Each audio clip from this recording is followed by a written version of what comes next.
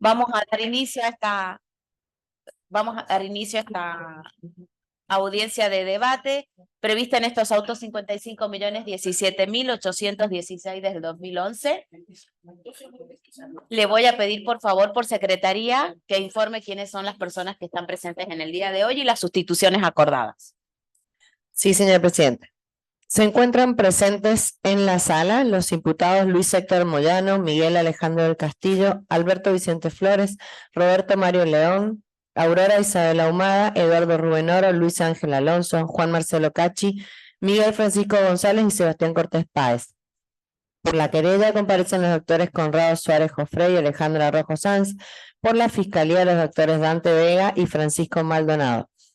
Por las defensas comparece el doctor Marcelo Fernández Valdés, por Eduardo Oro y en reemplazo del doctor Franco Montes por la defensa de González.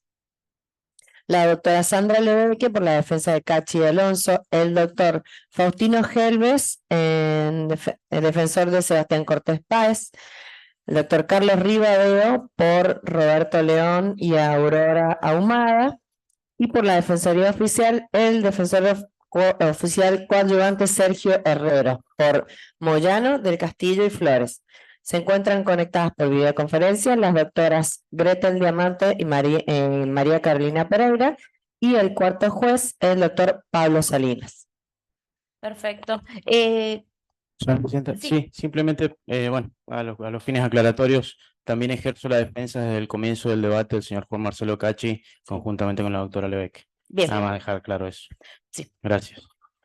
¿Qué testigos tenemos para hoy? Sé que hay dos videoconferencias y una desde España, no sé. ¿Cómo? Sí. Tenemos citado a Ramiro Hernán Bazán, que Sí. está ya esperando para ser admitido por videoconferencia porque se encuentra en Andorra. También está citado Federico Eric Castro, Hugo Ricardo Aciar, Eduardo Jacinto Gil, Leopoldo Zavalla Pringles, Jorge Toro y Pablo Arce, que está también saldría por Zoom desde la provincia de Córdoba. Quien está listo para ser admitido es Ramiro Hernán Bazán. Bueno, entonces lo admitimos. Doctora, Sí, un minuto antes de admitirlo, todavía no lo admitan ya. perdón, una situación. El asistido Flores tiene que ir a un turno ANSES a las 11:30 de la mañana. Bien. Pedirle que se Sí, pueda sí, retirar de su puede horario, así asistir que- perfectamente, lo va a reemplazar. No, tome asiento, por favor. Lo va a reemplazar a todos los efectos el doctor Sergio Herrera. Gracias, doctora. No, Muy por amable. favor, doctor. ¿Algo más antes de admitir al testigo? Bueno, admítalo.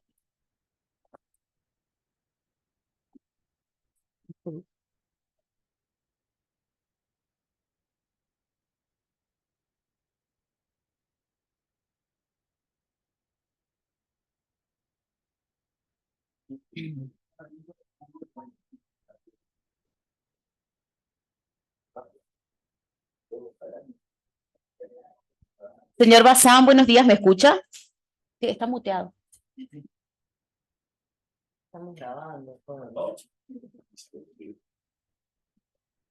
Hola. Buenos días acá. Señor Bazán, ¿nos puede ver y nos escucha? No los veo, me veo a mí. Escucho bien. Bien. ¿Usted en este momento está solo? Estoy solo en mi casa, sí. Bien. ¿Podría, por favor, con su cámara mostrarnos que está solo para comprobar? Sí, sí, sí. ¿Cómo podemos? Estoy. Bien. Perfecto. Estoy solo, sí. Bien.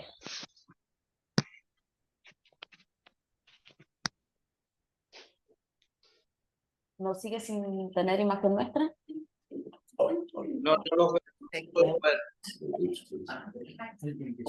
Él tiene que seleccionar la pantalla. Usted tiene que seleccionar la pantalla, pero ahora a medida que tengamos audio, pienso yo que va a tener la imagen de Ahí sí los veo. Bien, nos puede anclar ahí entonces. Señor Bazán, usted ha sido citado para declarar como testigo en los autos 55.017.816 del 2011, caratulados contra Luis Héctor Moyano y otros Sí, por desaparición forzada de personas. Yo le voy a preguntar si conoce a los imputados, se los voy a nombrar, me dice si los conoce y de dónde en su caso. bueno, Luis Héctor Moyano, Miguel Alejandro del Castillo, Alberto Vicente Flores, Roberto Mario León, Aurora Isabel Ahumada, Eduardo Rubén Oro, Luis Ángel Alonso, Juan Marcelo Cachi, Sebastián Cortés Páez y Miguel Francisco González. ¿Conoce alguna de estas personas? Juan Marcelo Cachi, ¿De dónde? ¿Por qué lo conoce? y él fue mi suegro, es mi ex suegro él, hace un tiempo, Ex suegro. sí, ex suegro. Bien. Bueno, porque en el caso de mantener el vínculo, el Código Penal también prevé la facultad de abstenerse de declarar en contra del imputado. No entiendo, no se cumple porque el vínculo no se mantiene.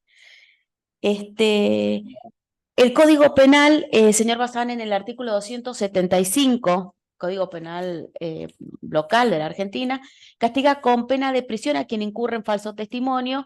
Estas penas se agravan hasta 10 años de prisión cuando es prestado en perjuicio del imputado y multa en caso de cohecho. Sí, Señor, bien, entendido. señor Bazán, según sus creencias, ¿jura o promete decir la verdad de todo lo que le sea preguntado en esta audiencia? Sí, juro y prometo decir la verdad. Bien, le va a preguntar la doctora Lebeque, que es la defensora del señor Cachi. Buen día, señor Bazán, ¿cómo está? Hola, buen día, bien, bien. Le consulto, ¿usted mantuvo una relación con la señorita Luciana Cachi?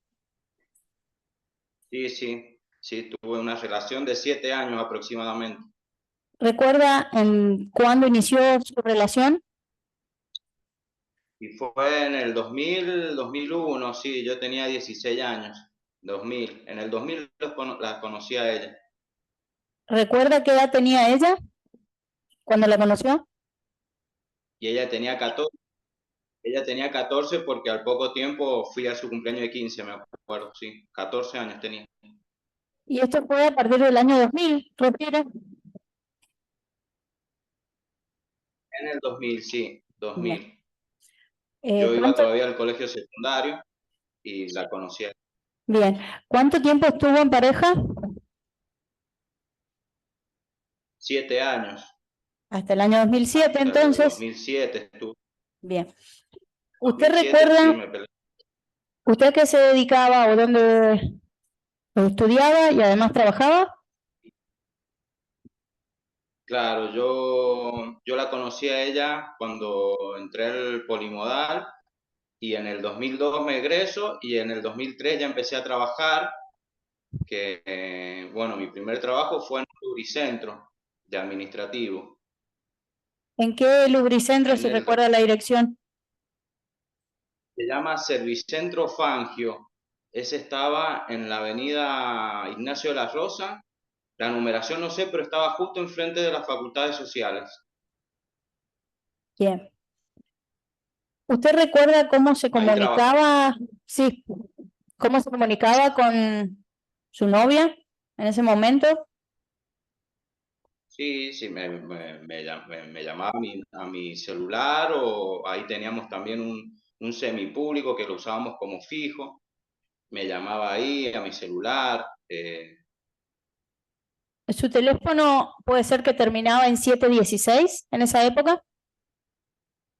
Sí, o sea, yo he tenido 2 números nomás. O sea, ese viejo que era 154-03-97-16 y este que tengo ahora. O sea, me acuerdo patente porque he tenido solo 2 números en mi vida.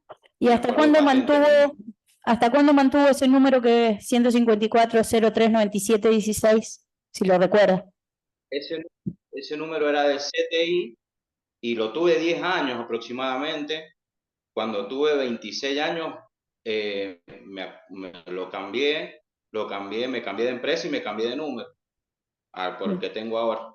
¿Usted estuvo casado con la señorita Cachi o novios? No. Novios nomás, ni convivencia, nada, o sea, novios. ¿Recuerda el número del cual se comunicaba Luciana? La verdad que no me acuerdo muy bien, pero sé que terminaba en 481 o algo así, que era, me acuerdo que era así, era Movistar, Movicom creo que era. Si yo le digo el número 264 o 155 Sí. 04 44 81, ¿ese es el número de la señorita? Ese mismo, Bien. sí.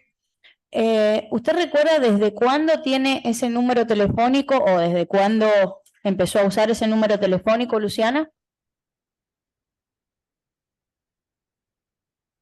Y ese número lo usó después, o sea, cuando ya llevábamos 3 años de novio, 2003 creo, 2003, 2004, que ellos se le compran el celular a ella. Que ¿Recuerda? recuerdo que compraron, sí, Sí, dígame. no, recuerdo que compraron, compraron uno para ella, para Luciana, para Diana y otro para Marcelo, de una promo de Kyocera, me parece que era. Y bueno, y de ahí, pero fue en el 2003, 2004, 2003, 2004. No ¿Recuerda? recuerdo muy bien, pero de ahí. Puede ser, o recuerda usted cómo adquirieron esos teléfonos, a través de qué operación o cómo fue esa situación. Si habían hecho alguna venta. Sí, porque, claro, porque la madre de la que era mi suegra, mi ex suegra, Rosita se llama, vendieron una casa de ella en la Villa Rodríguez Pinto. Y de ahí, bueno, ellos compraron esos 3 celulares, después compraron un departamento ahí en el mismo barrio. Y claro, compraron una promoción de celulares. Me acuerdo patente porque yo los acompañaba en todo momento. Yo prácticamente estaba todo el tiempo ahí. Vivía en mi casa, pero también vivía ahí Bien. con ellos. ¿Recuerda si Eliana, su cuñada en ese momento, estaba en pareja o de novia? Y ella conoció a Pablo Arce, que es él vivía en Montemaíz, en Córdoba, y nos hicimos muy amigos, pero fue también ahí en el 2003, 2004, que ella lo conoce por internet, y bueno, de ahí él se vino para acá, nos conoció y entablamos muy buen vínculo y nada. De tanto fue el hecho que ellos me eligieron de padrino, yo soy padrino de su hija, pero bueno, eso fue hace un tiempo. Sí. ¿Con qué frecuencia se comunicaba usted telefónicamente con quien era su novia en ese momento? ¿Varias veces al día? Todo el tiempo porque era como algo innovador, el celular, los mensajes de texto, las llamadas, todo el tiempo. O sea, todo el tiempo nos mandábamos mensajes, ella me llamaba de su celular, quizá me llamaba del celular de Eliana, hasta del celular me acuerdo del fijo de la casa de ellos, que era 30, terminaba en 70, 0370. Me acuerdo todo, o sea, me pueden haber tenido llamadas de ahí 433-0370 era el número fijo y me pueden haber llamado todo el tiempo, estábamos en contacto porque, o sea, era algo innovador y la verdad que no, todo el tiempo nos mandaban mensajes de texto, llamadas. A septiembre del 2004, ¿qué edad tenía usted? Septiembre del 2004 y yo soy de diciembre, 19 y 20 años, o sea, en diciembre yo cumplí los 20 años, en el 2004. ¿Y Luciana? A septiembre del 2004, ¿qué edad tenía? Y Luciana es en septiembre y tenía 18, ella siempre tenía 2 años menos que yo, 18. ¿Usted recuerda el número de teléfono de Eliana, la hermana de Luciana, que en ese momento era cuñada suya? No, lo único que recuerdo que eran muy parecidos, o sea, como compraron una promo, creo que empezaron, terminaban igual, algo así, Si yo le digo el número pero eran muy parecidos. 264-504-6834, Ya, ¿puede ¿y haber el sido de el número de Luciana? Eliana? ¿Cómo era el de Luciana? 264-504-6834. Claro, sí. ¿Y el de ¿Sí? Luciana? Y el de Luciana termina en 481. Claro, sí, eran parecidos, sí, pero la verdad que no me acuerdo bien, pero sí, o sea, empezaban igual, 155, 04 y bueno, pero eran parecidos porque se los compraron en una promo y eran muy parecidos los números. Bien. ¿Recuerda cuando usted refirió al señor Pablo Arce, que entablaron un vínculo de amistad, que incluso él lo había elegido a usted padrino de su hija? ¿Recuerda si en algún momento viajaron a Montemaíz ustedes? Sí, no solamente a la casa de Pablo, a Montemaíz, sino que, o sea, fuimos a Montemaíz en el 2005, 2006, no recuerdo bien, fuimos a conocer la familia de Pablo y fuimos todos en el auto de Marcelo. Y no solamente ahí, fuimos en medio de vacaciones con ellos a varios lados, o sea.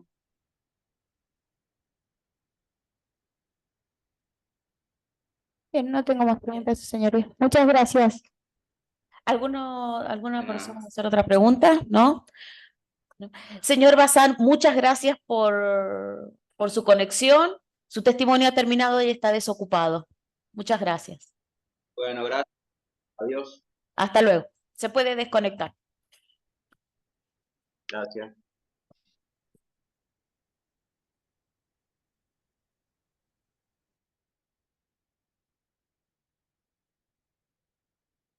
¿Del penal? Sin identificar, ¿no? A ver quién, no, que se identifique primero.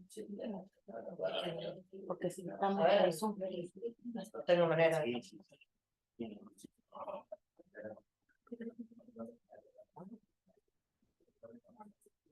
No.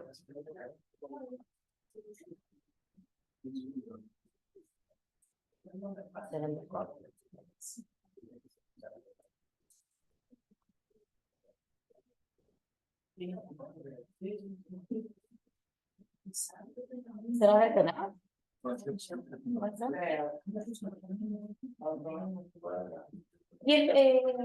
¿Quién sigue después? Ahí está el penal. Es el penal. Sí. Era el penal. Entonces Hugo Ricardo. Bien, seguimos con el señor Aciar, Hugo Ricardo.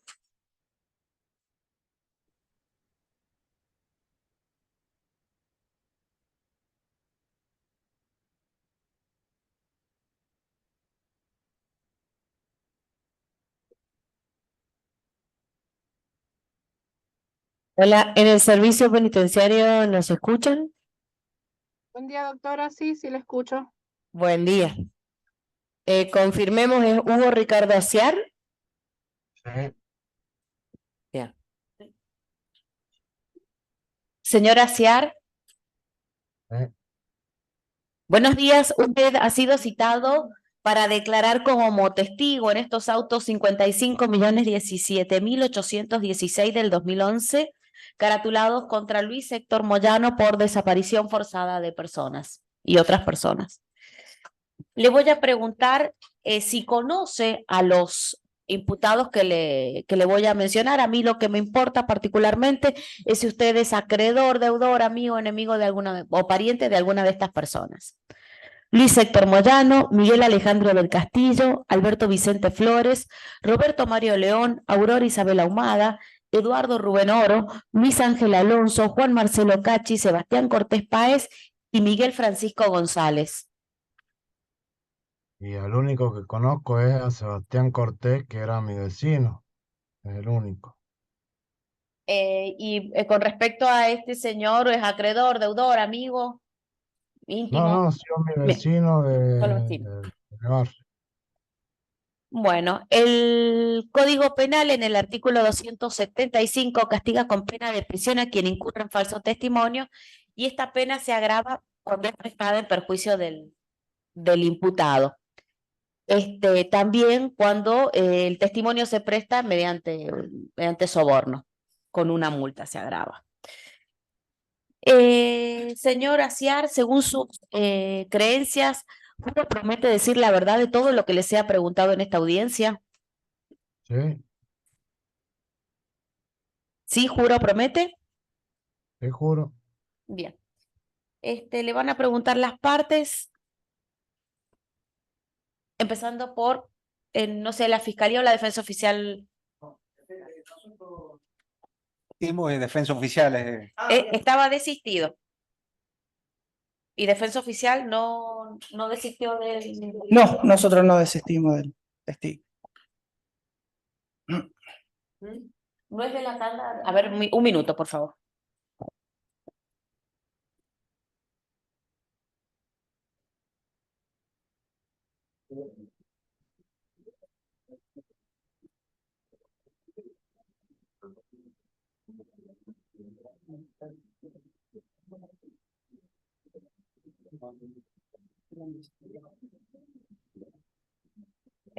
Doctor Herrero. Sí, tiene la palabra. Muchas gracias, doctor. Buen día, señor Aciar, ¿cómo le va? Buen día. Bien, voy a tratar de ponerlo en contexto hacia el año 2004, ¿sí? De su relación con el señor Sebastián Cortés Páez. En ese momento, ¿usted vivía en el mismo barrio de Sebastián Cortés? Exactamente. Vivíamos en el mismo, o sea, en el mismo monobloc. Ajá. En ese sentido, ¿usted tuvo algún tipo de reunión con el señor Sebastián Cortés Páez y también con una señorita Claudia Luna? ¿La conoce? Sí, era amiga, o sea, era novia de un amigo mío, ¿Y cómo es el nombre de ese amigo? Federico Castro, creo que. Ajá. Bien, ¿y conoce de algún apodo que tuviera el señor Sebastián Cortés en ese momento? Le decían Chancho. Bien, y respecto a la desaparición del señor José Luis Félix Techea, ¿qué nos puede contar respecto a esta relación que mantenía con Sebastián Cortés Páez usted? No, de hablar hablaba, o sea, siempre hablaba cuando estaba drogado él, pero no habló nunca, o sea, hablaba cosas incoherentes. ¿Cómo Pero qué, por siempre, ejemplo? y en este momento, como que hablaba él, Ajá, ¿qué cosas incoherentes? no sé, qué sé yo, como hablaba con palabras raras y no se le entendía. Aparte, nosotros siempre estábamos tomando. Y no, yo nunca le presté atención a él, a lo que decía. Bien, ¿y usted estuvo así en alguna reunión con Sebastián Cortés, su hermano, y esta señorita Claudia Luna? ¿En algún momento estuvo reunido con ellos en esa época? Mi hermano, Hermano. Su hermano, el hermano de Sebastián Cortés. no. No. Bien. ¿Y sabe cómo era la relación de Sebastián Cortés Páez con su familia, con la mamá específicamente? Con la madre de él, Sí. Y eso, no sé, no puedo hablar de eso porque cada uno vivimos en nuestra casa, pero No sabes si no tenía sé. problemas. Siempre tuvo problemas con el tema de las drogas, Ujú. pero más de eso no puedo decir más nada. Bien. No más preguntas, su señoría. Bien. Gracias, señora Cia. ¿Alguien quiere hacer De alguna otra nada. pregunta? Bien. Bueno, sí, sí, sí.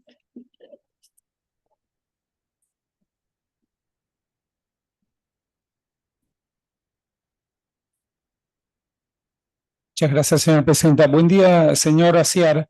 Una Buen día. pregunta nada más. Bien. Usted en aquel tiempo en que tenía contacto con el señor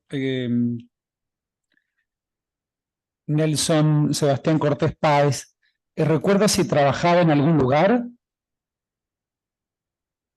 La verdad, yo nunca supe que trabajara, o sea, que trabajara en algún lugar. Ujú. ¿Usted recuerda si tenía alguna adhesión a algún club de fútbol? O sea, Sebastián, Sí, sí, Sebastián Cortés Páez. Si él no, adhería o era simpatizante de algún club de fútbol. no, yo siempre he ido a la cancha deportiva, pero nunca lo vi a él, o sea, nunca, Bien, que yo no tengo sepa, más no. preguntas, señor. Bien. Muchísimas gracias, señora Ciar, su testimonio ha terminado. Muchas gracias. Bueno, ¿Se de puede nada. desconectar del penal? ¿Me escuchan? Sí, Sí, sí, doctor, ya aguánteme un segundo. Ahí Sí, la sí, sí, no hay desconectamos. ningún inconveniente.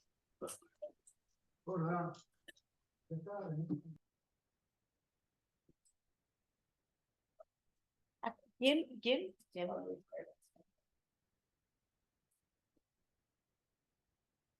Arce. Arce. Sí, no, está agregado. Cucaracha. Con cucaracha, perdón. Sí. ¿Cómo, cómo se llama este film?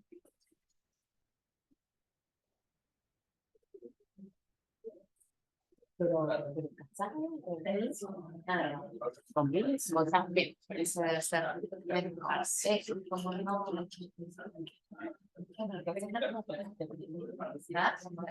Vamos a hacer. Hacemos unos 10 minutos de receso y retomamos. Mientras nos conectamos. Ah,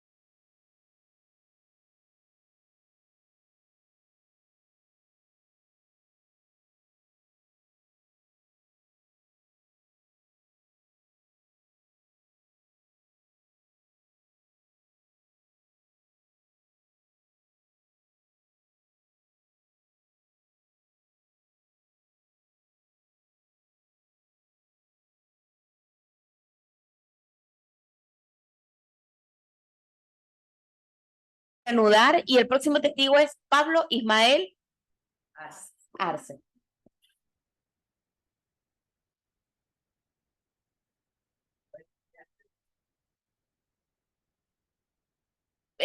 Antes de contactar, o después que nos contactemos, les voy a dar los nombres de 4 testigos que hemos agotado todas las instancias para tratar de ubicarlos, así que les vamos a pedir que nos den una mano con eso. Pero bueno, ¿están todos?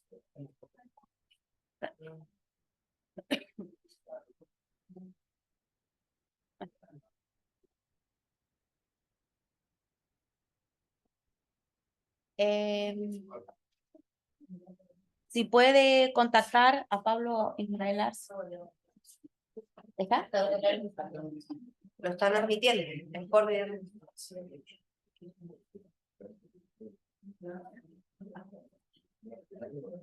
Arce es suyo. Sí.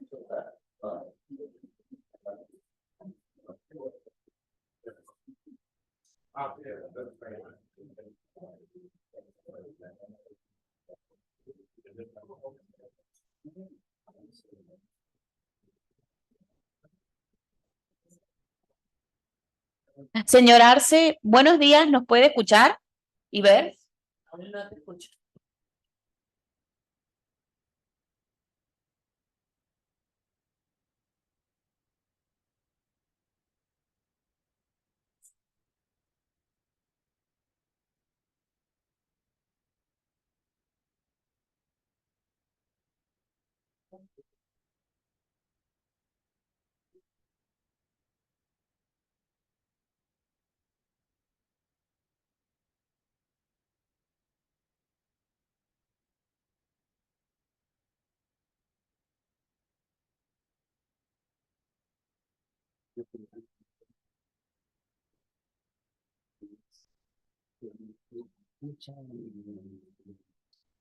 Tiene cámara, pero no audio todavía. Me avisaste.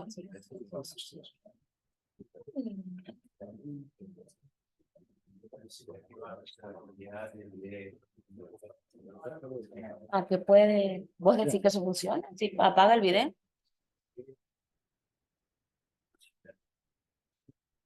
Y es un problema que tiene él. Él se ha conectado con cámara, pero no con Le audio. pregunto lo que pasa es que si no se puede, le pido que lo marque. Se conecta con audio. Si no se puede, le pido que lo marque. Pero justamente necesito la cara del testigo. Si apaga 2 minutos la cámara, podrá mejorar. Aunque sea.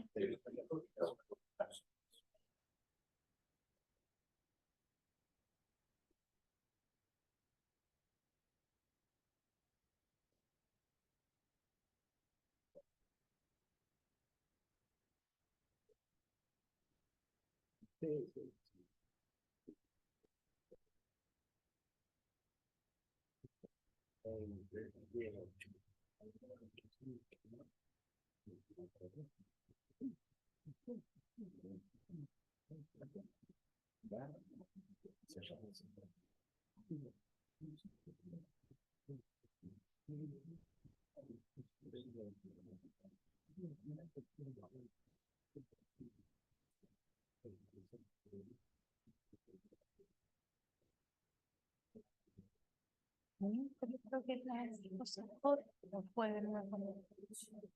la solución en la tarde.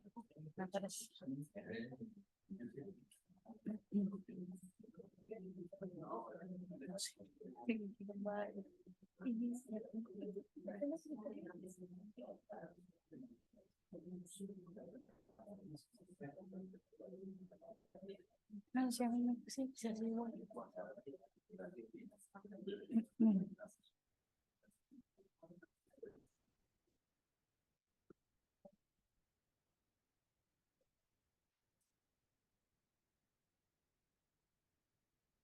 Por ahí, a mí me llama la atención por los mensajes. Porque cada un mensaje.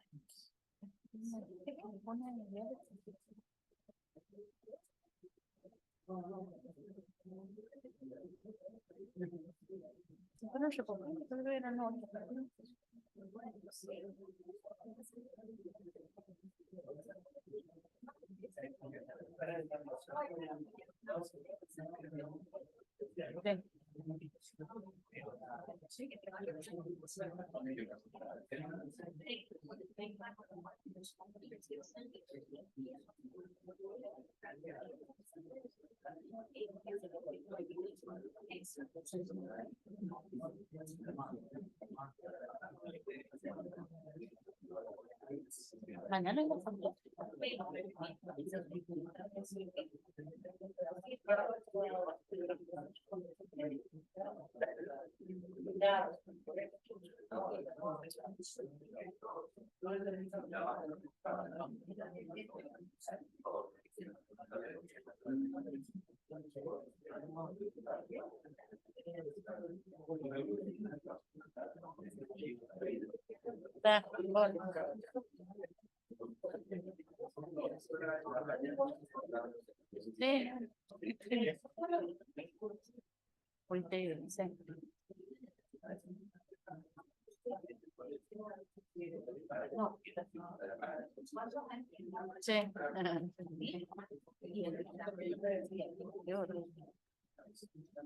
Igual yo creo que politizado mucho que se pueda.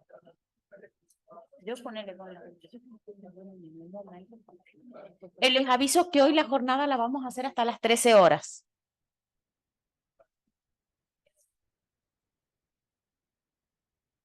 Y mientras esperamos la conexión, les voy a mencionar a los testigos que no hemos podido localizar. Uno es Galeote Miguel Ángel. Galeote Miguel Ángel.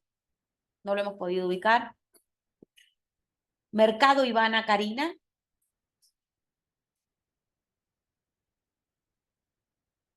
Mallea Marcos Ernesto. Y me falta uno, que no sé quién.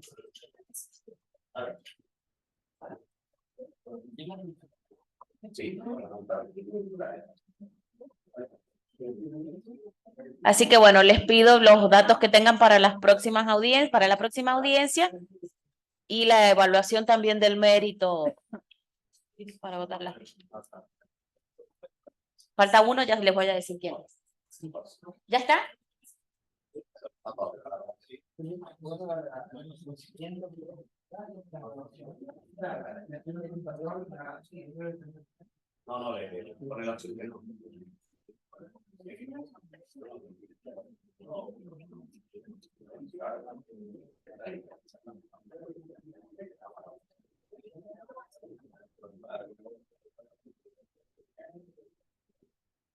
A veces me quería decir algo. Porque sí.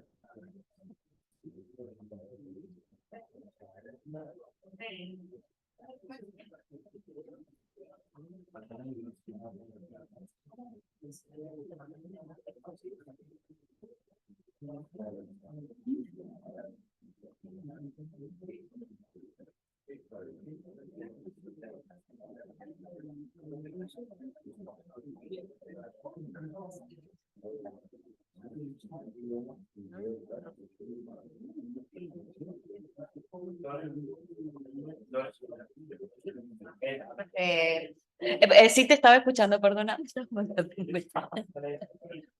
No, es mía. Es mía. Y me la regalaron. Sí, es mía y sí, te rediscrimino. A todos les gusta.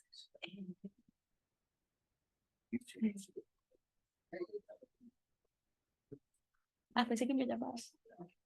Sí. Un meme, hay un meme. ¿Ya estamos? Está muteado el señor Arce.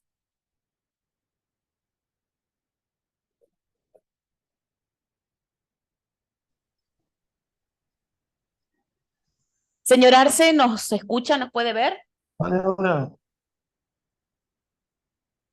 Le voy a pedir, por favor, que hable lento, así lo podemos comprender mejor. Señor Arce, ¿usted se encuentra solo en este momento? ¿Puede hacer un paneo del lugar donde está? Motivado.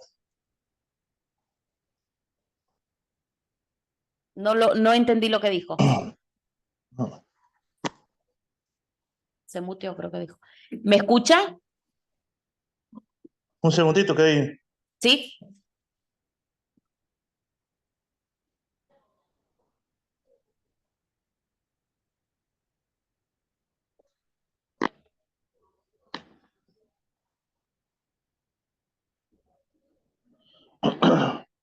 No.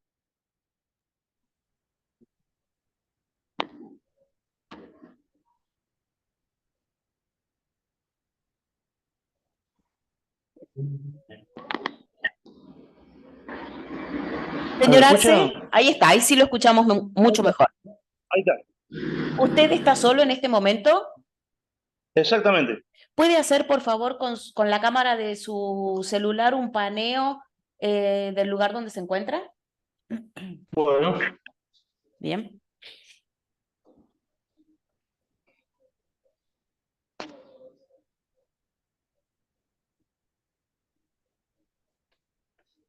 Ahí está. Muchas gracias, señor Arce. Usted ha sido citado como testigo para declarar en estos autos 55.017.816 del 2011 caratulados contra Luis Héctor Moyano y otros por desaparición forzada de personas. Le voy a preguntar si conoce a los imputados. Lo que a este tribunal le interesa es saber si usted si es amigo, enemigo o pariente de alguno de ellos, acreedor o deudor. Luis Héctor Moyano, Miguel Alejandro del Castillo, Alberto Vicente Flores, Roberto Mario León, Aurora Isabel Ahumada, Eduardo Rubén Oro, Luis Ángel Alonso, Juan Marcelo Cachi, Sebastián Cortés Páez y Miguel Francisco González. ¿Conoce alguna de estas personas? A Juan Marcelo Cachi. ¿De dónde lo conoce y cómo lo conoce? ¿Qué es suyo, Cachi? Y porque fue mi suegro. Fue mi suegro. Yo estaba con su hija. Cuando usted dice que estaba con su hija, le pregunto, ¿usted se casó con su hija? No, no, no, no. Bien. ¿Cuándo la conoció a la hija del señor Cachi? Y nosotros nos conocimos en el 2004. Fue novio de la hija del señor Cachi. ¿Se puede decir eso? Exactamente. Bien. El Código Penal, en el artículo 275, castiga con pena de prisión a quien incurre en falso testimonio, y la pena se agrava cuando es prestada en perjuicio del imputado. También se agrava cuando media soborno. Señor Arce, según sus creencias, ¿jura o promete decir la verdad de todo lo que le sea preguntado en esta audiencia? Así es. Bien, le van a hacer pregunta la abogada del señor Cachi. Buen día, Bueno. señor Arce, ¿cómo le va? Usted Buen refirió día, señor. que estuvo en pareja con una hija del señor Cachi. ¿Podría recordarme el nombre de la hija? Eliana Gema Cachi. ¿Cómo la conoció usted a Eliana? Y yo la conocí, bueno, yo trabajaba en una radio y la conocí en esa época, estaba el Hotmail, y la conocí por Hotmail. ¿Se comunicaban a través de Messenger? Exacto, así nos empezamos a conocer y después por medio telefónico. Bien, ¿usted dónde vivía en esa época cuando la conoce? ¿Cómo? ¿Dónde vivía usted en esa época al momento de conocerla? Acá en Montemaíz. Acá en Montemaíz. ¿Recuerda cuál es la característica de Montemaíz telefónica? 3468. ¿Esa característica es la misma de Corral de Bustos? Exactamente, sí, porque sale de la ciudad de Corral de Bustos. Bien. Usted refirió que la conoció en el año 2004, ¿recuerda el mes? Y bien, octubre, no me recuerdo bien. Pero me parece que para esa fecha, ese mes no recuerdo bien.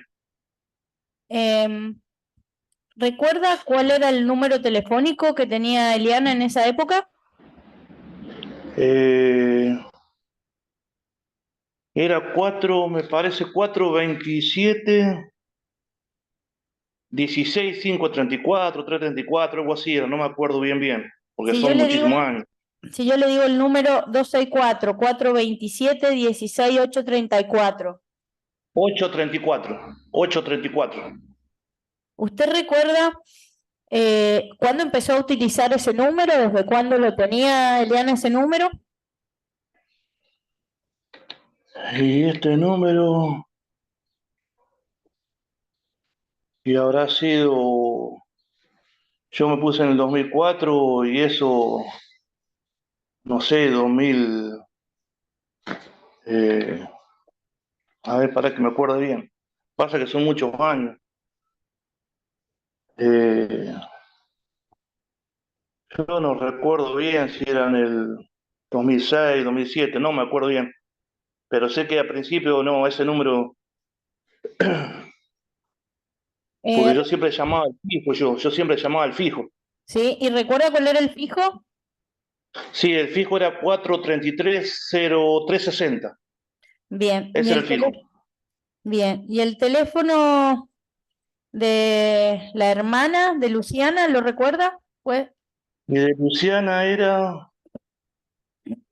también 264 504 4481. bien. ¿Recuerda cómo compraron esos teléfonos, esos equipos?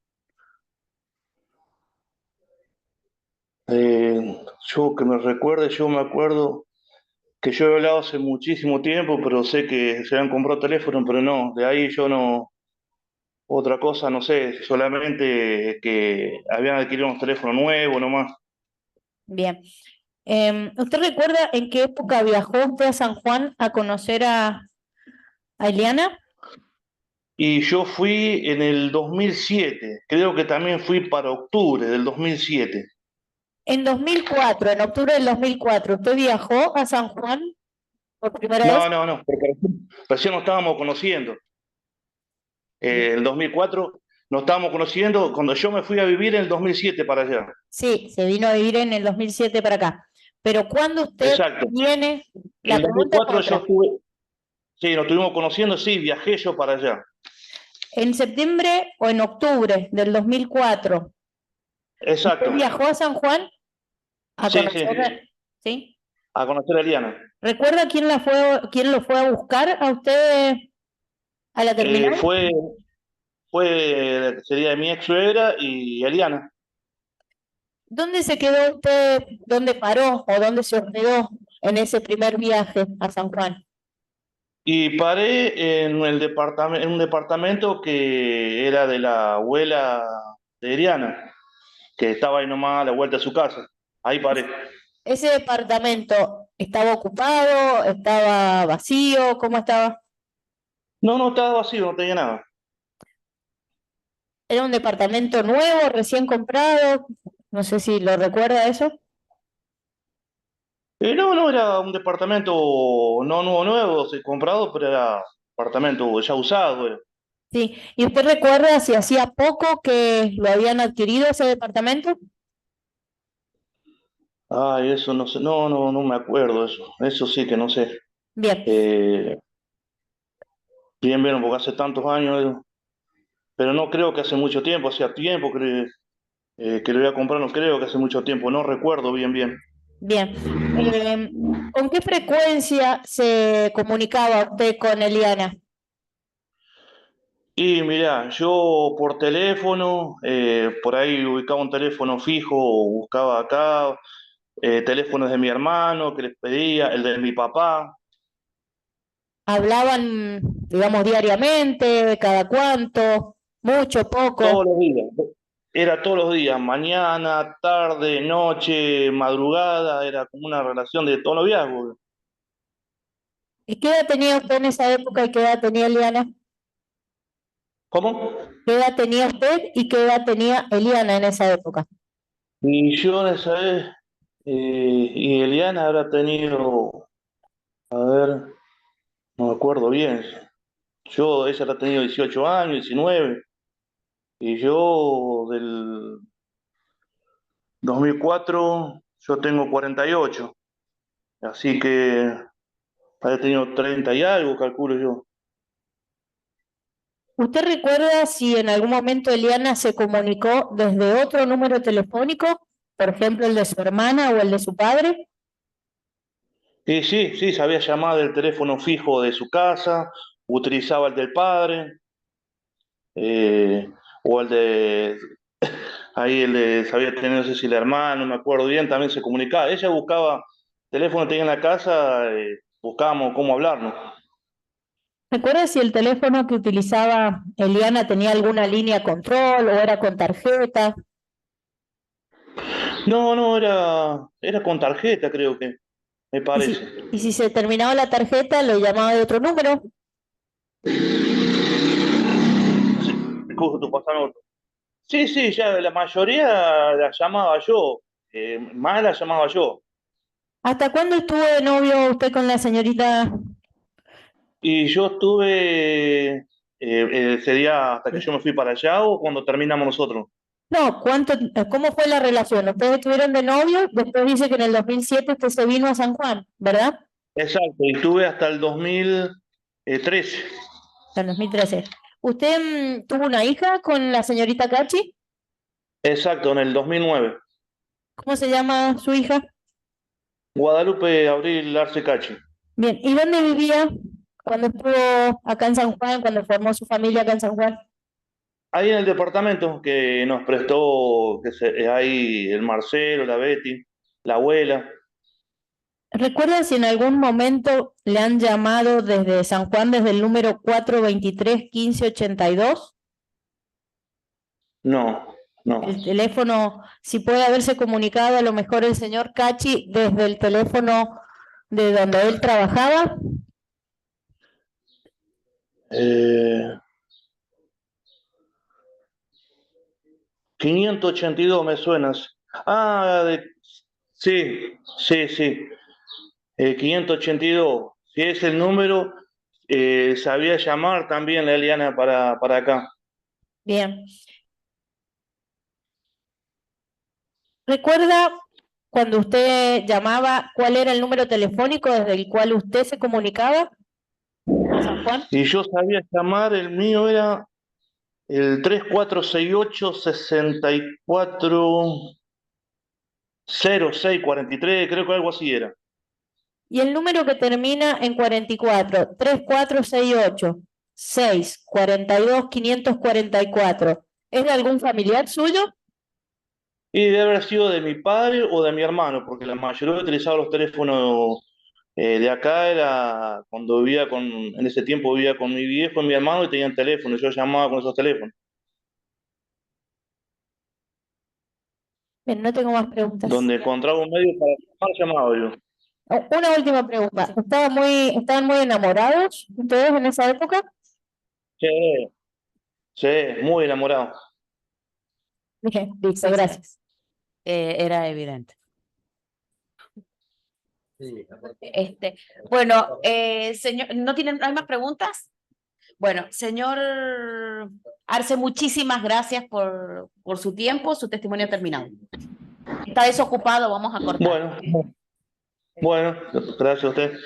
Vamos a hacer un cuarto intermedio hasta las 11 que viene otro testigo. ¿Sí? Y bueno, si quieren tomar un café o algo, sí. El señor Jorge Toro, el doctor Jorge Toro. El doctor Jorge Toro.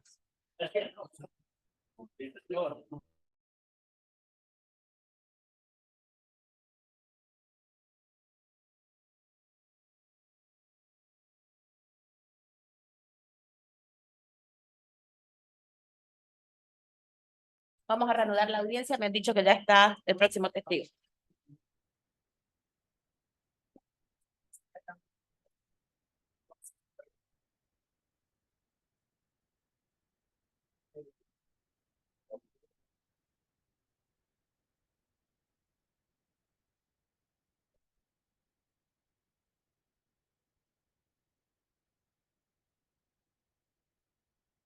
¿Hay audio? ¿El audio?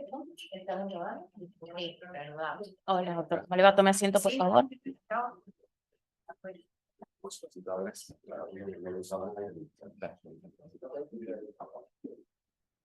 Doctor Jorge Toro, nosotros, bueno, hemos estado transmitiendo por el canal de YouTube. ¿Usted tiene algún inconveniente en que su testimonio sea transmitido por el canal? Ningún inconveniente. Bien. Usted ha sido citado para declarar como testigo en los autos 55.017.816 del 2011, caratulados contra Luis Héctor Moyano y otros por desaparición forzada de personas.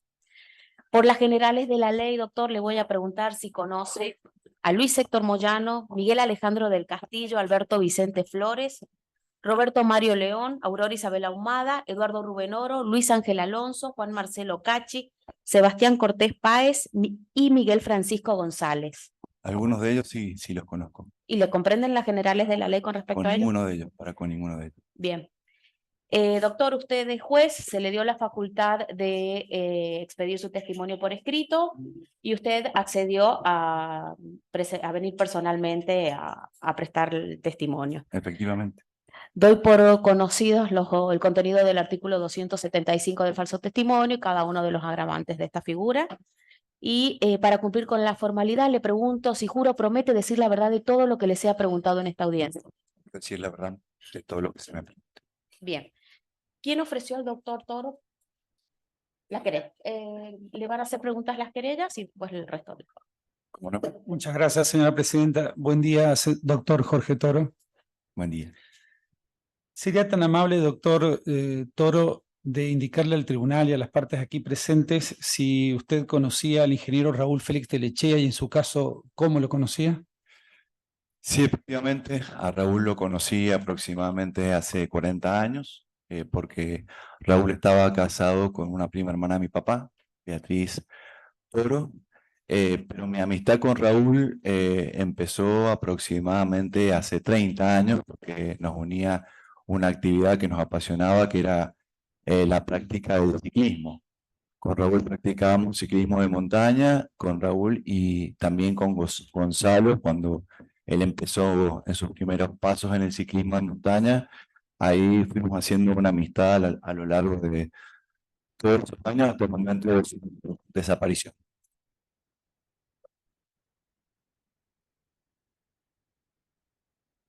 Voy a pedir que cuando responda siempre me... Sí, disculpe, doctor. No, por favor. ¿Recuerda, doctor Toro, cuándo fue la última vez que estuvo con el ingeniero Telechea? Sí, sí, lo recuerdo perfectamente. Fue aproximadamente una semana antes de su desaparición. Con Raúl ya no nos veíamos tan seguido porque Raúl empezó a acompañar a su hijo más chico, Rodrigo, a las prácticas de fútbol, entonces ya nos veíamos más esporádicamente. Pero una semana antes me encontré con él en el cruce de las peatonales Rivadavia y Tucumán. Bueno, siempre que nos encontramos charlábamos bastante. Me comentó que estaba muy contento porque tenía nuevos proyectos, tanto en lo laboral como en lo personal. Me comentó que estaba por dejar su trabajo en la Mutual de la universidad. Y también estaba muy contento porque él tenía, con un primo de él, que era Raúl Trujillo, un inmueble.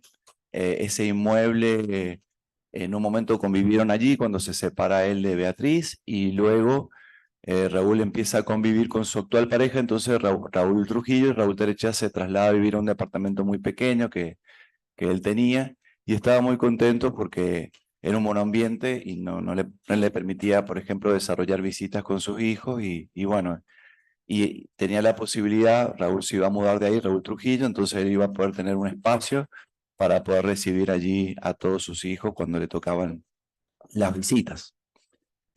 Doctor Toro, esa descripción que usted nos hace, ¿se la hizo a usted el ingeniero Telechea en esa oportunidad o era una información con la que usted ya contaba? No, ese detalle no. Él me comentó que se quería desvincular de la universidad, que tenía otros proyectos laborales y me comentó que tenía esta nueva posibilidad.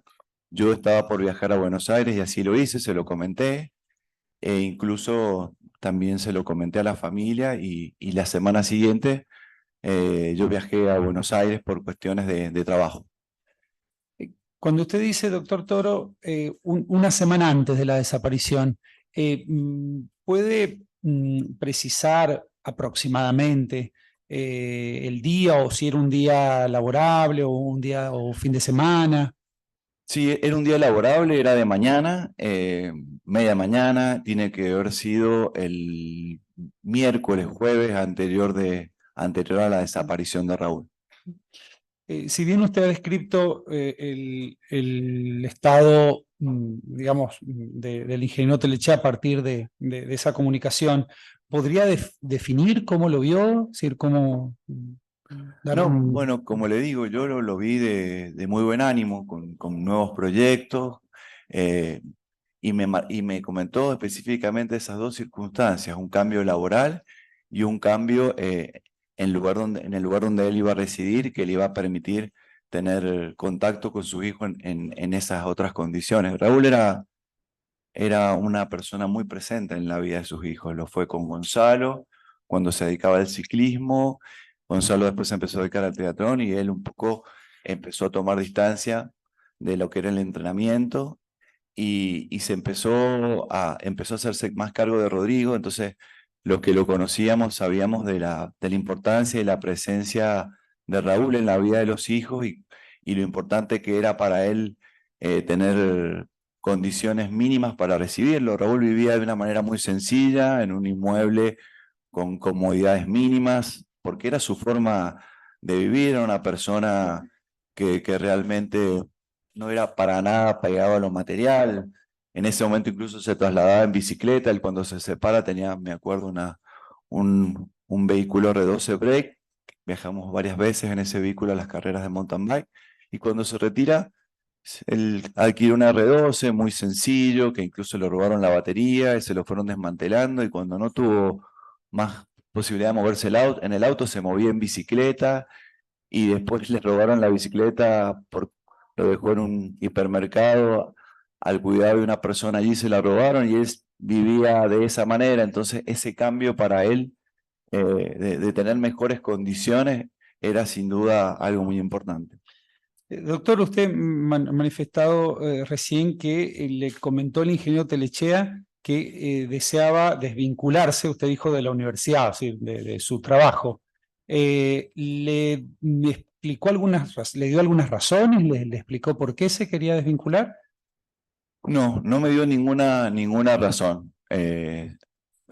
Raúl era una persona muy reservada con sus cosas, si bien era una persona muy pendiente de las necesidades, de los problemas de sus amigos, con sus cosas era bastante reservado. Desconozco los motivos por los cuales él se quería desvincular, pero el hecho de desvincularse para él le significaba un motivo un cambio de plan, un motivo de alegría, pese a haber trabajado varios años allí.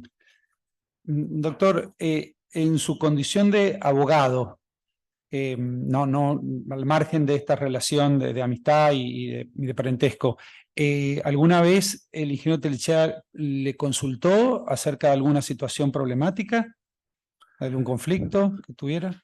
Vinculado a la mutual, no. La vez que él me ha consultado han sido por otros temas personales, alguna vez un accidente de tránsito, otra vez un tema vinculado a su función como comisario deportivo. Recuerdo que le habían sacado una foto en el cual se sentían manchados en su honor. Raúl era una persona muy honorable que realmente cuidaba mucho ese aspecto. Él era comisario nacional, era muy respetado en el ambiente del ciclismo, era muy estricto, era una persona que muy formada, se capacitaba permanentemente y en una oportunidad él En una carrera, a un ciclista tiene problema con el sillín y él lo asiste para que pueda ajustar el sillín y le sacan una foto en ese instante. Y él hizo toda una explicación física de que para tratar de, quería en ese momento hacer una denuncia contra el periodista y el que había hecho la nota, porque daba a entender que le estaba brindando ventaja deportiva al corredor. Y la verdad que él se sentía muy ofendido en su honor y en su persona por ese artículo. Era una persona sumamente organizada, meticulosa, prolija con sus gastos. Yo he compartido muchos viajes con él y él era el chofer, él era el cocinero, él era el mecánico, el masajista, el que te daba un abrazo antes de correr. Llevaba los números absolutamente ordenados de todo lo que se gastaba.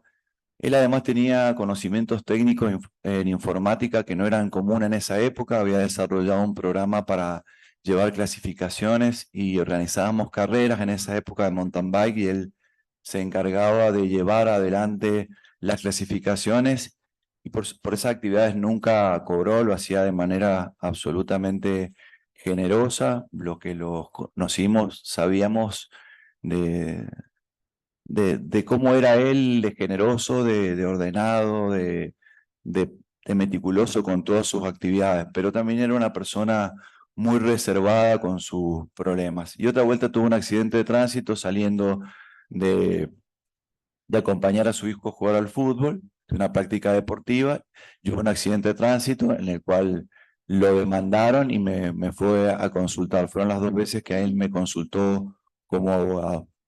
Muy bien. Doctor Toro, ¿cómo se enteró usted de la desaparición del ingeniero Telechea? Bueno, yo viajé a Buenos Aires la semana siguiente. Yo en ese momento era funcionario del Ejecutivo, me desempeñaba dentro de la Dirección de Niñez. Tenía una reunión de Consejo Federal de Niñez, era consejero por la provincia. Y yo le había comentado a Beatriz, que vivimos en el mismo barrio, a un par de cuadras de diferencia, que iba a estar en Buenos Aires por si le quería mandar alguna encomienda a Mariana. Y así hizo, me dio una encomienda para Mariana. Yo me reuní con ella el día miércoles 28 de septiembre del año que él desaparece, en el 2004, en horario de tarde. Yo me reuní con ella en un café cercano donde yo estaba alojado. Estuvimos charlando, hacía tiempo que no la veía, estuvimos charlando de la familia, le entregué la encomienda y me fui a esa reunión, me fui a una reunión, había una cena con compañeros de otras provincias. Cuando vuelvo a mi hotel me encuentro una llamada que Mariana necesitaba urgente comunicarse conmigo, me había dejado un número de teléfono, le llamé y me contó que Raúl había desaparecido el día anterior y que necesitaba viajar. Nos pudimos comunicar con la aerolínea y viajamos juntos a San Juan. Y bueno, desde ese momento, como pudimos, sin saber cómo, porque nadie está preparado para circunstancias así, lo empezamos a buscar a Raúl Telechea, a Raúl por distintos lados, pensando, por ejemplo, él había tenido un episodio meses anteriores, se le habían diagnosticado problemas de diabetes, al principio no le inyectaban insulina. Recuerdo que fuimos a una carrera a Merlo y él corrió Gonzalo, en esa fecha ganó, Raúl se emocionó mucho y hizo una crisis muy grande, empezó a hiperventilar, lo tuvimos que internar en el hospital de Merlo. Estaba bien, pero por precaución quedó allí internado. Yo al otro día, junto con Beatriz, lo busqué. Desde ahí, Raúl empezaba a usar insulina y era una persona que obviamente lo emotivo lo afectaba, pero lo llevaba bastante bien. Lo tenía bastante organizado el tema de la insulina. Y tenía toda una rutina con amigos, entre ellos Raúl Trujillo, donde se llamaban permanentemente en caso de que él no los contactara. A Raúl incluso tenían cómo acceder al departamento, había una llave colocada por si se descompensaba y había que entrar a asistirlo. La verdad que Raúl lo buscamos al principio con la esperanza de que en alguna práctica deportiva se hubiese descompensado en la montaña. Nos organizamos los ciclistas, lo buscamos en todos los circuitos que recorríamos en ese tiempo, lo buscamos en los hospitales, pensando que se podría haber descompensado en la vía pública y haber sido trasladado a un hospital.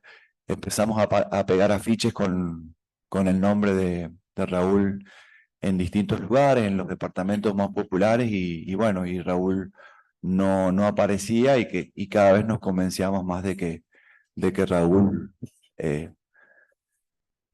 lo habían desaparecido. Hay circunstancias que en lo personal nunca me hubieran hecho creer, ni creo en la actualidad, de que Raúl hubiese desaparecido voluntariamente.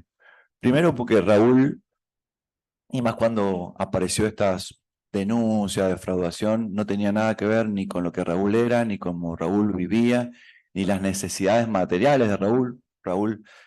Sus hijos siempre trabajaron y estudiaron, eran bastante independientes, bastante autónomos. Gonzalo estaba empezando una actividad deportiva que era costosa, pero era muy bueno en su deporte, y los que podíamos ayudarle lo hacíamos personalmente. De hecho, la primera bicicleta que tuvo Gonzalo era una bicicleta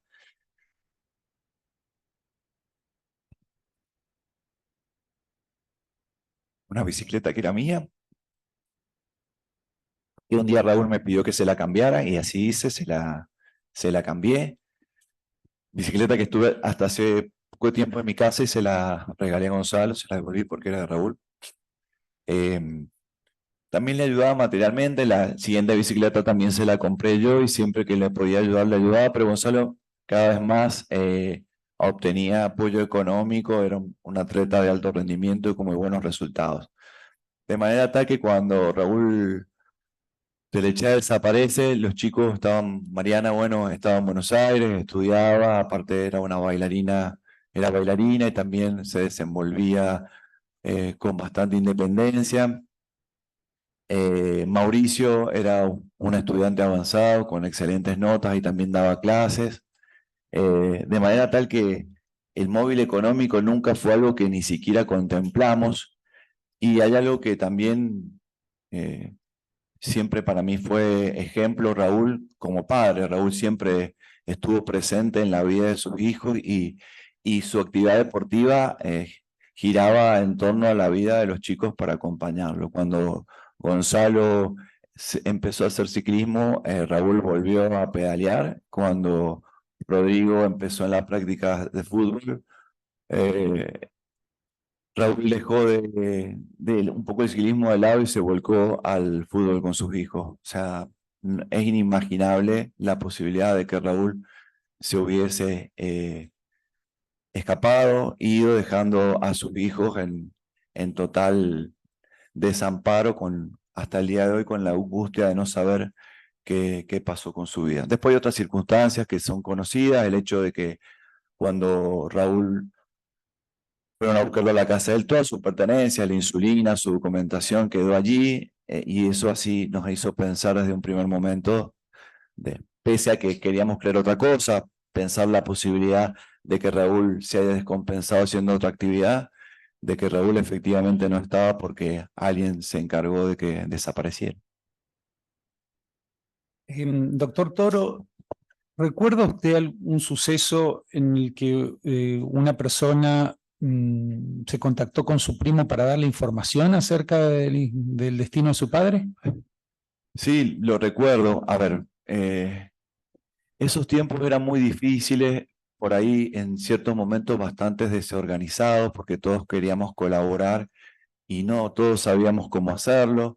Por suerte estaba el grupo Todo por Raúl, que eran gente tal vez con más aplomo, más experiencia, y eran un poco los que coordinaban las acciones, pero me tocó acompañarlo a Gonzalo y a Rodrigo, perdón, y a Mauricio, porque se había contactado con Mauricio, una persona que tenía información o supuesta información sobre dónde se encontraba Raúl y qué le había pasado a Raúl. Se definió una forma de que se contactara Mauricio con esta persona de la manera más segura posible.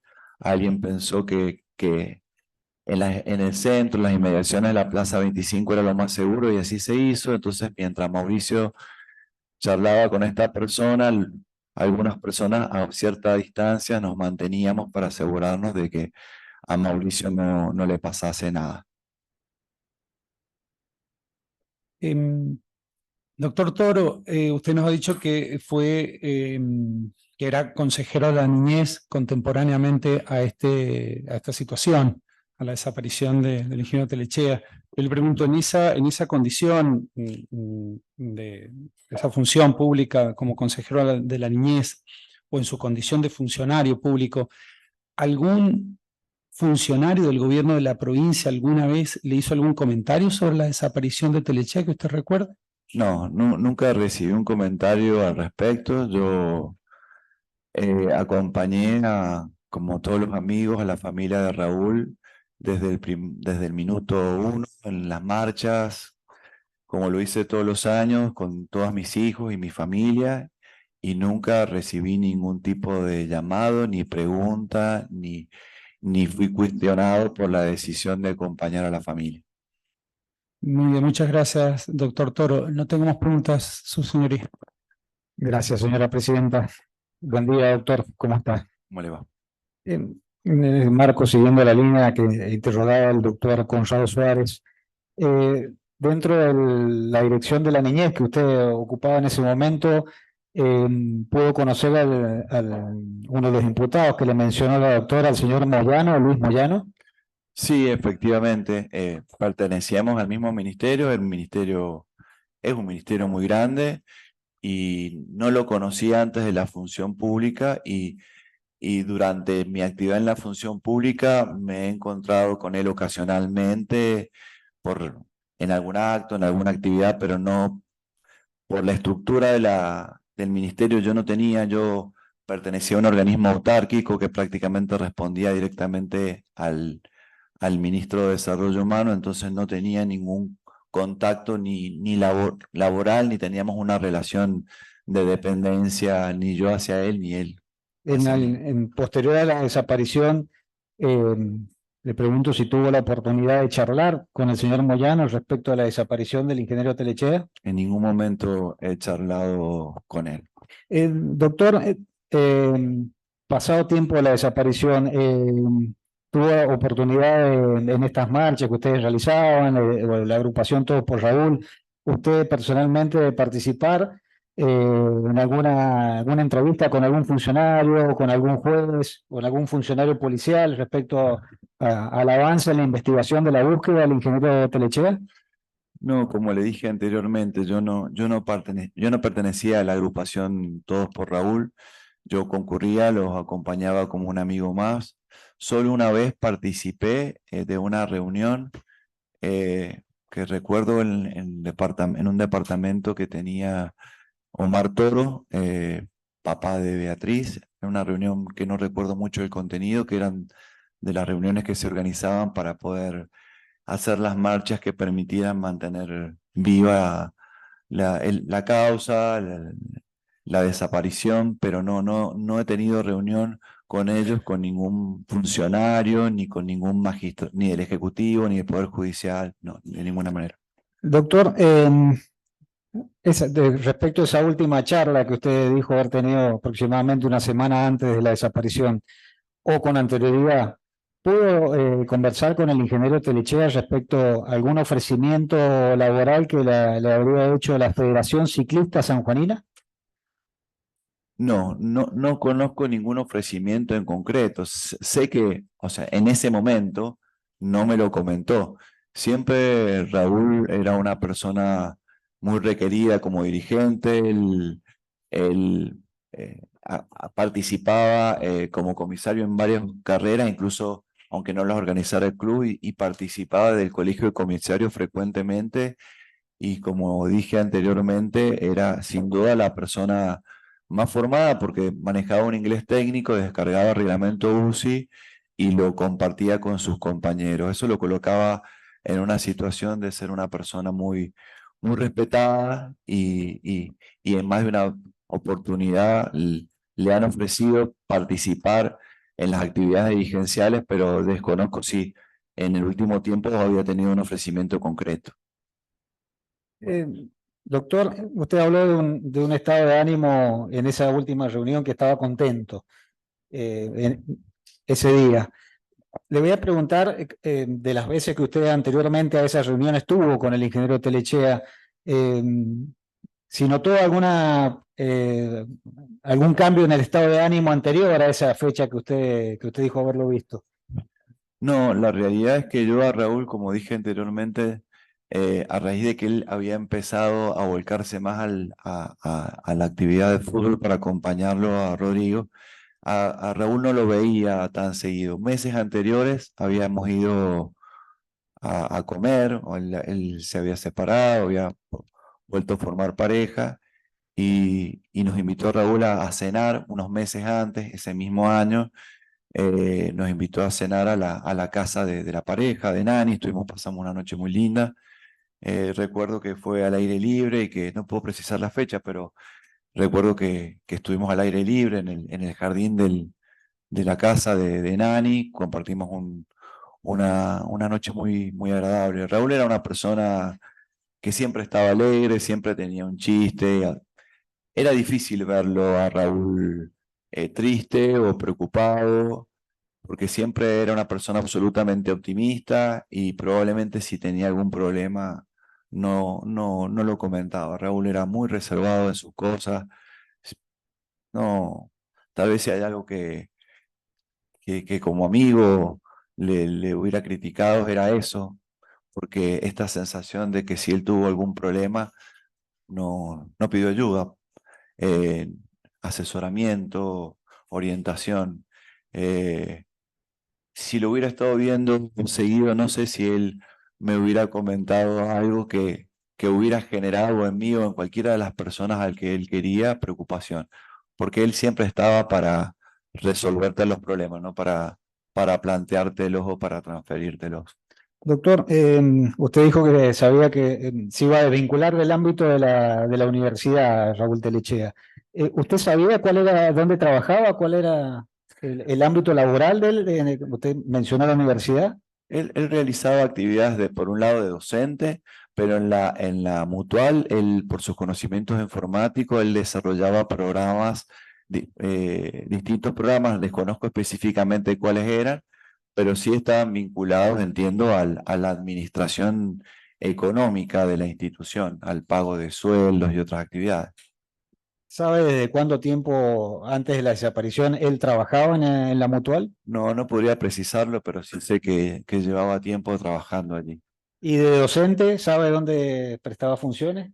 Creería, no quiero mentir, pero me parece que en el Instituto Cervantes era uno de los espacios o un instituto donde él enseñaba informática. Bien, gracias. No voy a hacer más preguntas, señora presidenta, gracias. ¿Las defensas? ¿Alguna pregunta? ¿Las defensas? Buen día, doctor, ¿cómo le va? Buen día. Un gusto ver. Igualmente. Vamos a hacer algunas preguntas más que nada aclaratorias de lo que es su interrogatorio, de lo que le ha preguntado la querella. ¿Cómo no? Usted refirió que lo había visto la semana anterior a su desaparición y que antes no lo veía tan seguido. Si podría especificar qué es eso de no tan seguido, es decir... Claro, de vernos en la etapa de que Gonzalo se dedicaba al ciclismo y competíamos, viajamos a muchos lados, recorríamos toda la región Cuyo y otras carreras con él, de vernos permanentemente y además de organizar carreras donde se recaudaba dinero y lo que se recaudaba se generaba un fondo para ayudar a aquellos ciclistas que no podían costearse los viajes o las inscripciones, de tener un contacto permanente, de tener un grupo que nos juntábamos incluso a comer lomos. El grupo estaba un grupo permanente que organizábamos carreras y seguimos siendo muy amigos hasta el día de hoy, junto con nuestras esposas. Empezamos a vernos cada vez de manera más distanciada. Podían pasar un mes o 2 meses que a Raúl no lo veía, porque bueno, teníamos distintas actividades, más allá de lo laboral, lo que nos unía era la actividad deportiva y eso ya dejó de pasar. ¿Y eso más o menos en cuánto tiempo antes de su desaparición pasó? Y ya un año antes de por lo menos un año antes de que Raúl desapareciera, ya no nos veíamos tan seguido, manteníamos mucho contacto, yo también, incluso nunca había andado en moto y me compré una moto por razones laborales y él era comisario y lo llevamos a varias carreras, de hecho participamos de varias clásicas como la doble chepe, hacer la doble calingasta, los valles iglesianos, tener todas esas actividades juntos, de a poco nos fuimos distanciando porque dejamos de tener actividades, si le podemos llamar, recreativas en común. Perfecto, muchas gracias.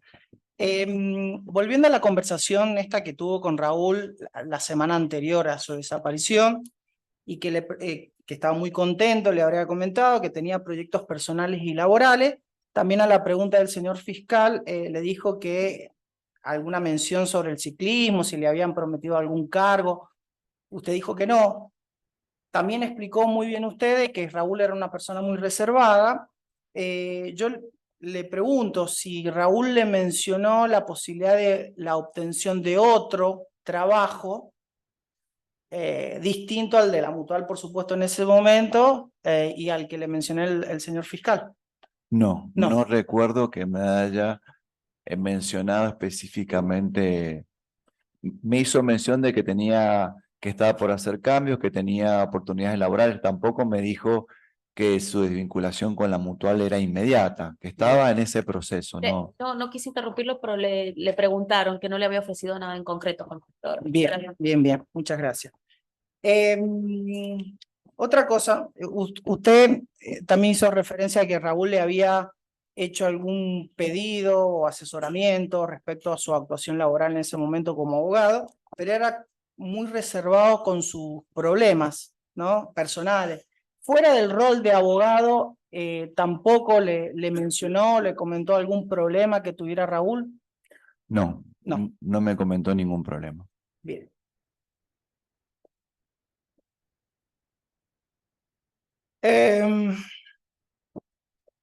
También en un momento en su deposición usted dijo que en un momento Raúl se había descompensado en la vía pública perdón, la voy a reformular. De que ustedes temían de que se hubiese descompensado en la vía pública luego de la desaparición. Y lo buscaron al principio, dijo usted, lo buscaron a Raúl por los hospitales, etcétera. Quisiera que tratar de ser más detallado temporalmente. ¿Cuándo es al principio?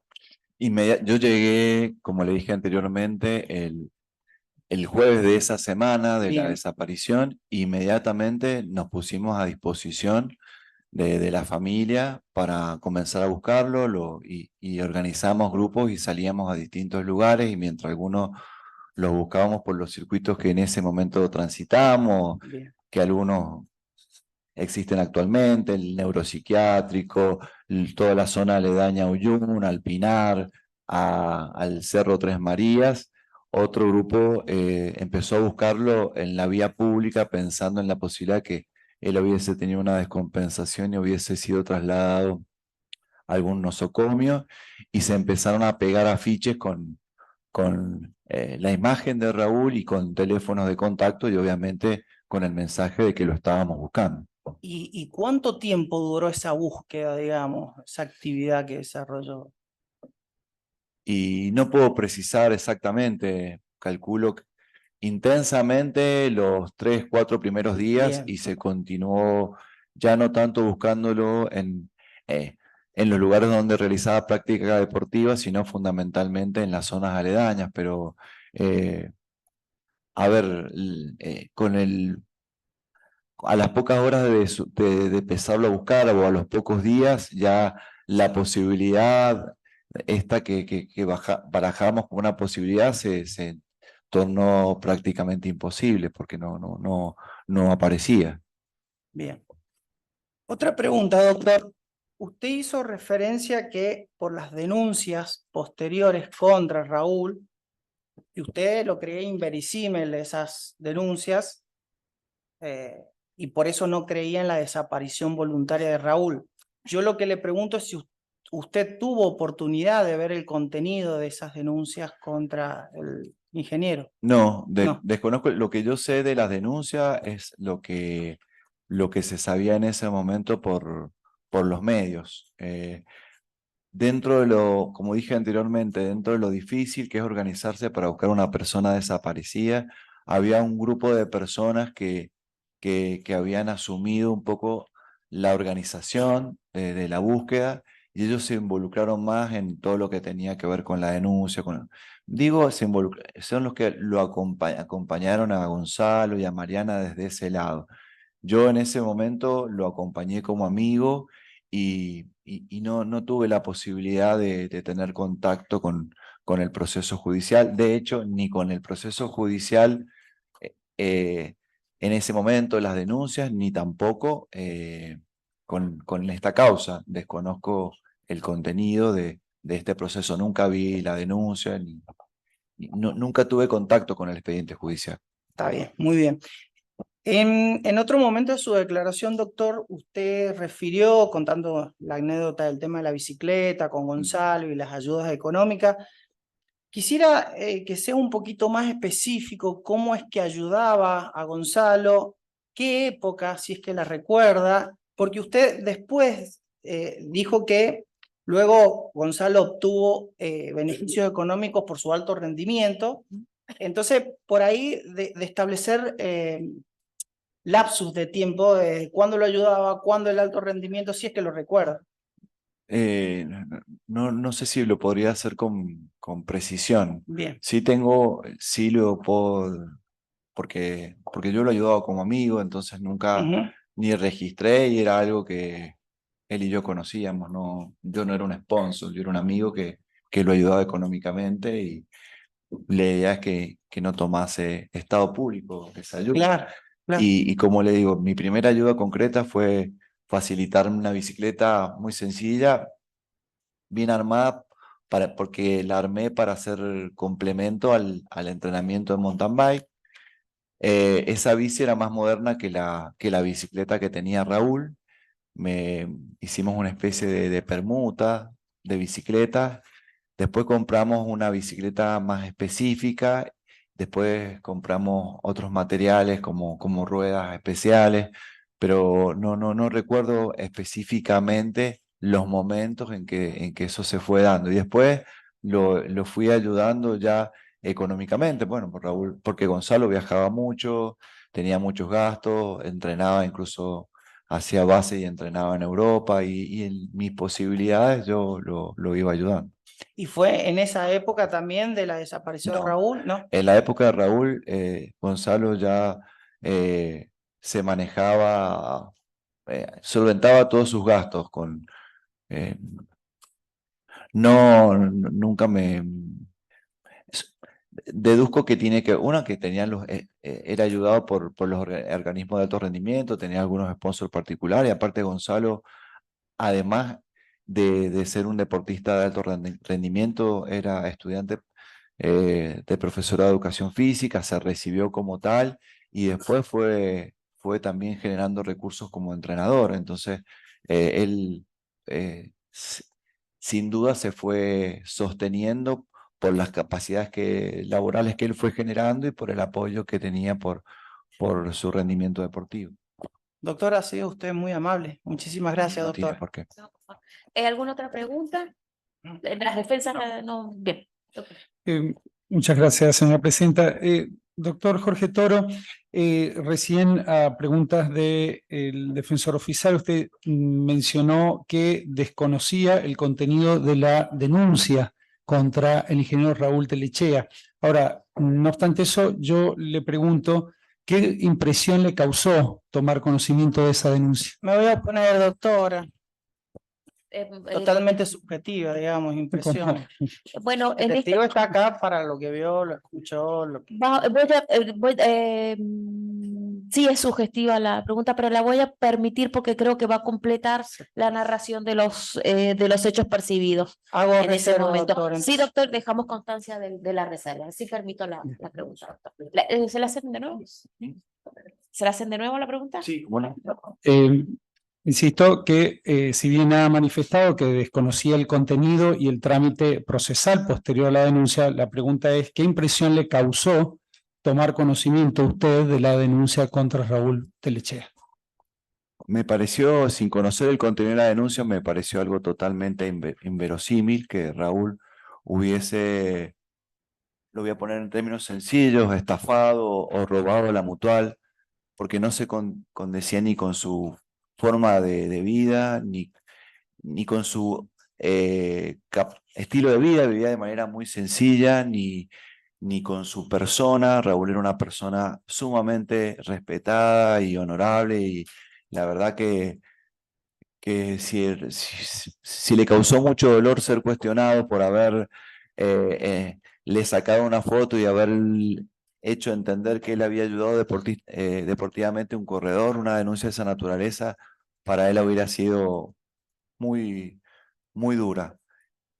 No tiene nada que ver ni con el estilo de vida, ni con el momento económico por el que él estaba atravesando, porque sus únicas cargas económicas eran sus hijos, y sus hijos estaban independizados económicamente, excepto Rodrigo, que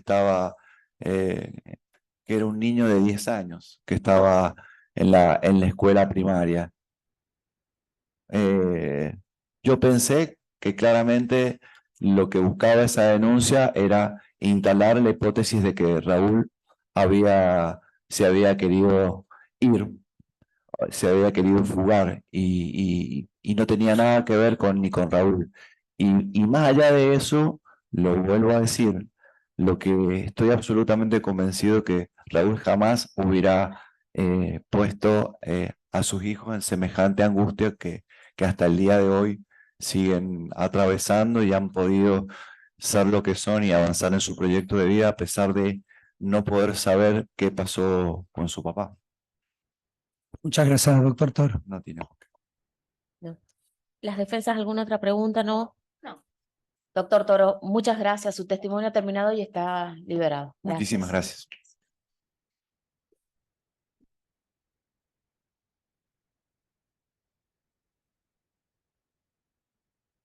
Bueno, hasta acá hemos llegado. Les dije los testigos, nos faltaba uno que, bueno, después les vamos a hacer saber qué testigo falta. No sé si quiere. Sí, respecto a la citación y lo que manifestó señora presidenta al inicio de la audiencia sobre la dificultad que significaba por ahí hacer comparecer o que los testigos vinieran, más allá que conocemos que cada una de las partes tenemos facultades como para contactar y citar, pero vamos a pedir al representante del Ministerio Público que en adelante, que son facultades que son exclusivas de ese tribunal, que las citaciones sean hechas de acuerdo a los parámetros establecidos en el artículo 245, 247 del Código Procesal Penal, en función del artículo 154 también.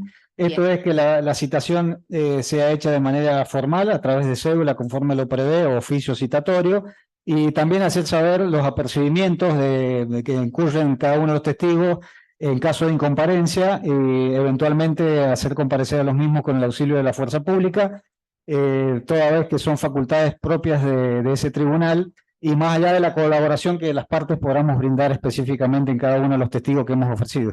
Esa es la solicitud que planteamos. Lo tenemos presente, así vamos a hacerlo. Sí, les pido, con respecto a los testigos que mencioné, no tenemos el domicilio directamente, así que les pido, si lo pueden averiguar, nos lo hagan saber. Y también un relevamiento de gente que tiene 90 años, esas personas, la citación también puede ser diferente y no traerlas con la fuerza pública. También les pido que tengan consideración. Obviamente el criterio y la discreción que tiene el tribunal para decidir esas cuestiones. Bueno, hasta acá vamos a llegar, vamos a cortar, les pido un minutito después, vamos a cortar, falta alguien de este equipo, vamos a cortar la transmisión del YouTube y la grabación. Gracias, señor presidente.